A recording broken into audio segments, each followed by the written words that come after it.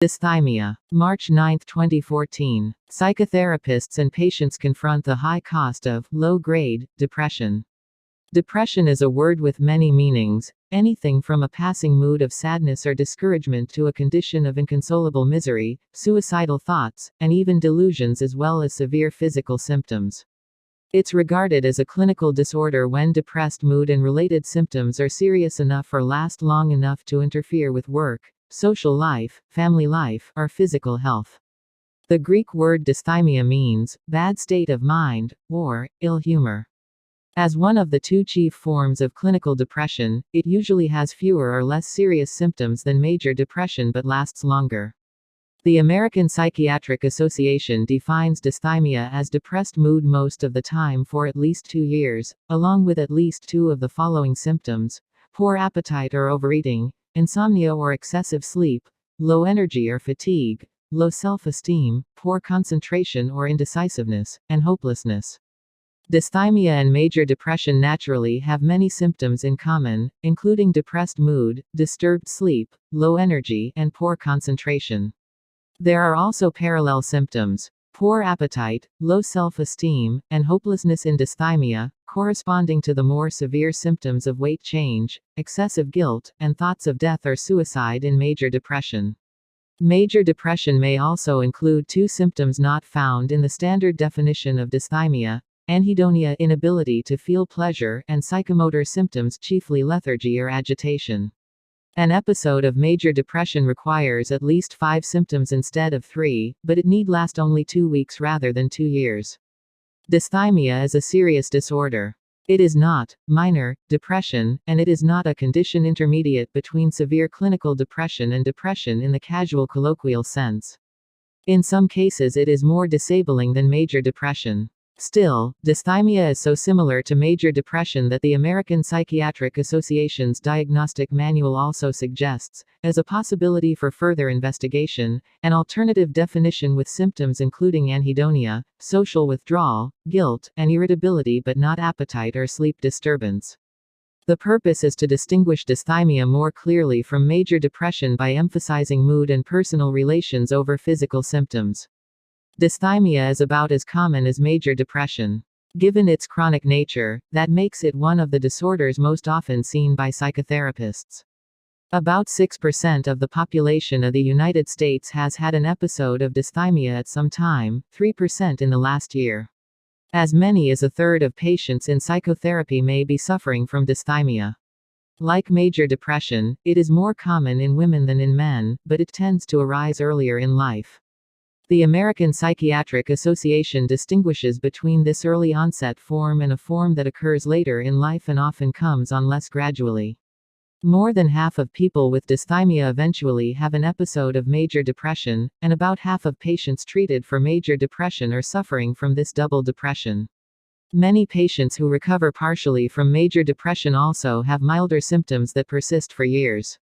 This type of chronic depression is difficult to distinguish from dysthymia. Is there a depressive personality? In principle, personality is usually lifelong, while moods come and go.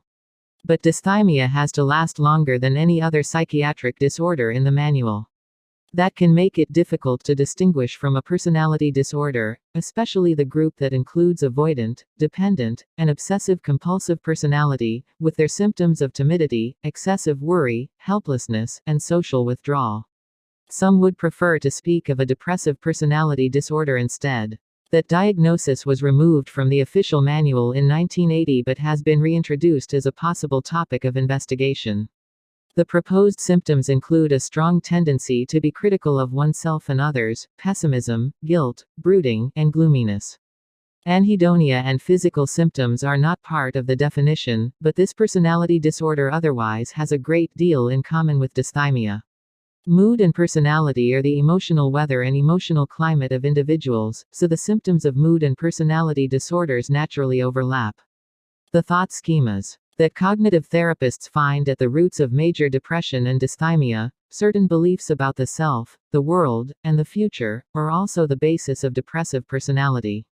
Disturbances in mood can have effects on a person's emotional state and social life that resemble a personality disorder. And people are more easily demoralized and recover more slowly from any stress or misfortune if they are pessimistic and self-critical by nature, or emotionally unstable, impulsive, and hypersensitive to loss. Looking for causes. Like major depression, dysthymia has roots in genetic susceptibility, neurochemical imbalances, childhood and adult stress and trauma, and social circumstances, especially isolation and the unavailability of help. Depression that begins as a mood fluctuation may deepen and persist when equilibrium cannot be restored because of poor internal regulation or external stress. Dysthymia runs in families and probably has a hereditary component. The rate of depression in the families of people with dysthymia is as high as 50% for the early onset form of the disorder. There are few twin or adoption studies, so it's uncertain how much of this family connection is genetic. Nearly half of people with dysthymia have a symptom that also occurs in major depression, shortened REM latency, that is, they start rapid eye movement, vivid dreaming, sleep unusually early in the night.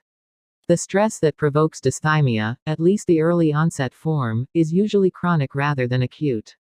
Studies show that it usually has a gradual onset and does not follow distinct upsetting events. In old age, dysthymia is more likely to be the result of physical disability, medical illness, cognitive decline, or bereavement. In some older men, low testosterone may also be a factor.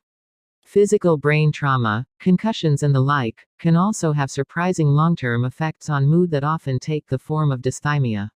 At least 3/4 of patients with dysthymia also have a chronic physical illness or another psychiatric disorder such as one of the anxiety disorders, drug addiction, or alcoholism. In these cases, it is difficult to distinguish the original cause, especially when there is a vicious cycle in which, say, depression exacerbates alcoholism or heart disease exacerbates depression. The same vicious cycle exists in many other situations. For a person who is vulnerable to depression, every problem seems more difficult to solve and every misfortune causes more suffering. Depressed people give discouraging interpretations to every event in their lives, and these interpretations make them still more depressed. Depression often alienates others, and the resulting isolation and low social support make the symptoms worse. The experience of chronic depression may sensitize the brain to stress, heightening its vulnerability to further depression. Treatment. Most people with dysthymia are undertreated. They usually see only their family doctors, who often fail to diagnose the problem. They may only complain about physical symptoms, or fail to complain at all because the disorder has become so much a part of them that they believe that is simply how life is. In older people, dysthymia may be disguised as dementia, apathy, or irritability. A physician might ask an open question like, "How are things at home?" Follow with, "Have you been feeling down, depressed, or sad?" Then go on to ask whether the symptoms have affected a patient's home life, work, or personal relations. There are also several brief screening questionnaires, including the Hamilton Rating Scale for Depression and the Patient Health Questionnaire. If the answers suggest dysthymia, a standard clinical interview can be used to confirm the diagnosis. Like major depression, dysthymia is treated with psychotherapy and medications, usually the same medications and the same kinds of psychotherapy.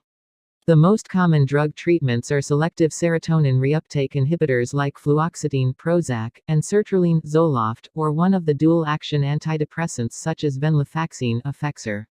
Some patients may do better with a tricyclic antidepressant like imipramine tofranol. Supportive therapy provides advice, reassurance, sympathy, and education about the disorder. Cognitive therapy identifies and corrects thought patterns that promote self-defeating attitudes. Behavioral treatment improves social skills and teaches ways to manage stress and unlearn learned helplessness. Psychodynamic therapy helps patients resolve emotional conflicts, especially those derived from childhood experience. Interpersonal therapy helps patients cope with personal disputes, loss and separation, and transitions between social roles.